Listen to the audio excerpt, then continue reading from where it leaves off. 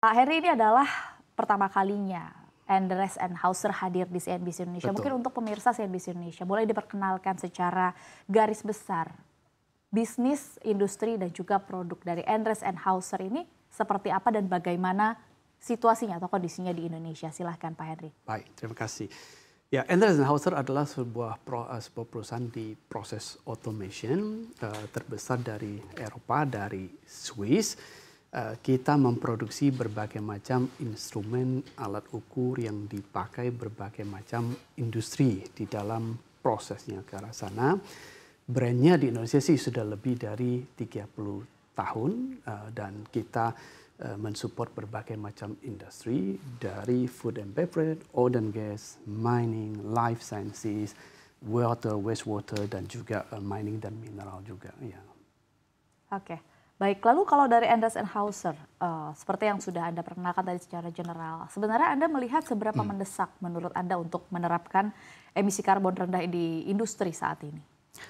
Menurut saya urgensi itu sangat urgent sekali, kita tidak bisa menganggap remeh ya. Jadi mungkin Dina masih ingat kejadian di tahun ini di April misalnya, itu terjadi sebuah badai yang sangat besar sekali di Dubai ya. Dubai itu adalah satu hub yang sangat penting sekali karena di tengah-tengah dunia, terutama menghubungkan Eropa dengan Asia. Nah, akibatnya dengan badai itu kan transportasi passenger Emirates tidak bisa menerbangkan penumpang. Demikian juga supply chain barang terganggu, ya, offices juga ditutup, belum lagi tentu keselamatan nyawa saudara kita, keluarga kita. Sehingga climate change ini adalah sesuatu yang sangat real sekali ya, jadi bukan hypothetical scenario ya. Oke, berarti Anda sudah melihat bahwa ini urgent. Saya kembali lagi begitu. Kalau dari Endres and Hauser sendiri, selama di Indonesia, sektor apa yang paling banyak menjadi target begitu, yang menggunakan produk-produk dari Endres and Hauser? Kita membantu pemerintah Indonesia terutama yang tadi disampaikan itu adalah mengadvance kepada industri 4.0. Jadi yang kita expect di sini adalah bagaimana meningkatkan kemampuan dari prosesnya, dari proses produksinya supaya bisa lebih otomasi. Nah, solusi kita ini, produk-produk teknologi kita ini adalah dipakai oleh customer untuk memproduksi segala macam peralatan barang yang kita pakai sehari-hari, sehingga topik sustainable development dalam proses industri itu akan melibatkan solusi kita, teknologi kita ke arah sana. Jadi kita mensupport 7 industri yang tadi saya sampaikan itu. Oke, lalu apakah menurut Anda memang dari industri-industri yang tadi sudah Anda singgung memang menanggapi urgensi ini, melihat hal yang sama bahwa memang sustainable ini adalah sesuatu yang harus menjadi perhatian begitu sampai saat ini? Agak variasi, jadi kita sangat encouraging melihat banyak sekali organisasi yang sudah sangat advance, bukan hanya men-set-up sebuah ambisi target emission reduction yang tinggi, tetapi mereka juga sudah mengadopsi teknologi inovatif, circular economy, renewable energy untuk ke arah sana. Nah, ini terutama datang dari sektor progresif itu sudah berjalan ke arah sana dan sebagian juga sudah mengintegrate itu kepada strategic direction dari company. Nah, sebagian lagi memang yang masih agak tradisional itu masih menunggu ya, masih mempersoalkan antara ekonomi sukses dengan sustainability cost yang mungkin akan timbul ya. Ya, memang balik lagi saat kita bicara soal sustainable economy, terutama melibatkannya dalam proses produksi, tentunya perlu ada yang namanya peningkatan cost begitu. Karena ini bicara soal teknologi, sesuatu yang baru akhirnya masuk dalam rantai pasok industri. Apakah itu yang masih menjadi tantangan juga terhadap industri-industri yang tadi Anda sebutkan, mungkin bisa dikatakan masih belum menaruh urgensi yang utama begitu, melihat perubahan atau climate change ini?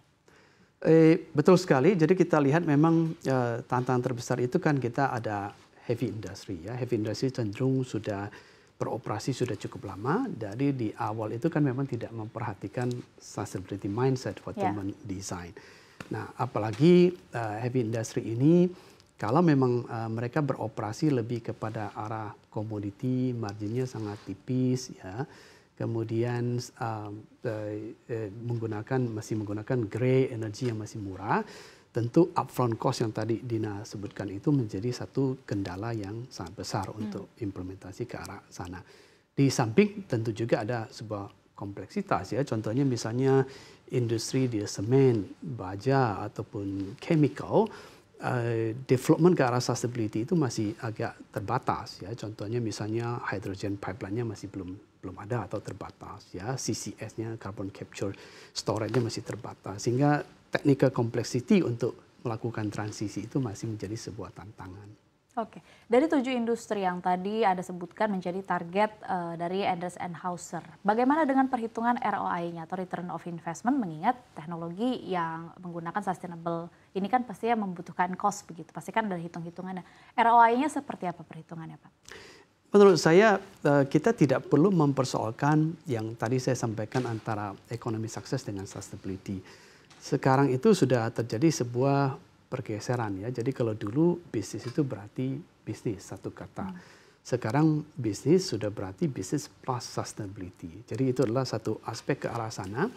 Bayangkan misalnya ada sebuah perusahaan yang melakukan energy efficiency. Tentu dia akan mereduce cost yang terjadi. Sehingga in the long term itu akan memberikan sebuah return investment yang menarik. Jadi kalau saya melihat memang tantangan upfront cost itu menjadi satu kendala untuk melakukan transformasi ke arah green production. But in the long run, profitability itu akan diuntungkan karena adanya peningkatan competitive. Nah, jadi kalau kita misalnya menggunakan opportunity ini untuk melakukan inovasi, untuk mengupgrade machinery kita dengan mesin-mesin yang jauh lebih energy efficient, nah, ke depan itu akan sangat membantu dari sisi profitability itu. Oke, ini menarik karena berkaitan dengan pertanyaan saya selanjutnya. Tadi kan Pak Heri bilang bahwa sebenarnya kalau perusahaan sudah berhasil untuk melihat bahwa penerapan teknologi yang ramah lingkungan ini sebenarnya lebih menguntungkan secara cost. Karena kita bicara soal efisiensi, tapi kan ini bisa dirasakan long run. Pada saat ini kita tahu bahwa bisnis memiliki banyak tantangan, begitu. Situasi geopolitik, kemudian era suku bunga tinggi juga nampaknya masih belum berakhir. Daya beli masyarakat juga saat ini sedang menurun begitu. Bagaimana menurut Anda, mungkin dari Enders & Hauser, perusahaan Indonesia seharusnya mengatasi tantangan dari biaya awal yang tinggi dan juga kompleksitas teknis untuk mengadopsi solusi ramah lingkungan di tahap-tahap awal? Karena kan tahap-tahap awal ini pasti adalah tahap-tahap yang paling berat begitu, Pak. Ya.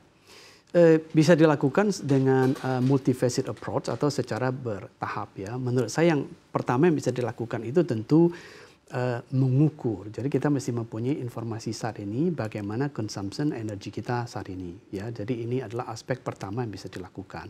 Nah, setelah data itu tersedia, kemudian ada opportunity untuk berpartner dengan teknologi company seperti kami ya, Enders & Hauser. Kita tidak hanya mempunyai teknologinya, kita juga mempunyai tim yang akan bekerja sama dengan pihak industri untuk melihat secara bertahap bagaimana proses itu dilakukan. Jadi di awal kita bisa menggunakan konsep modular yang lebih simple, kemudian secara pelan-pelan itu di-escalate ke arah sana.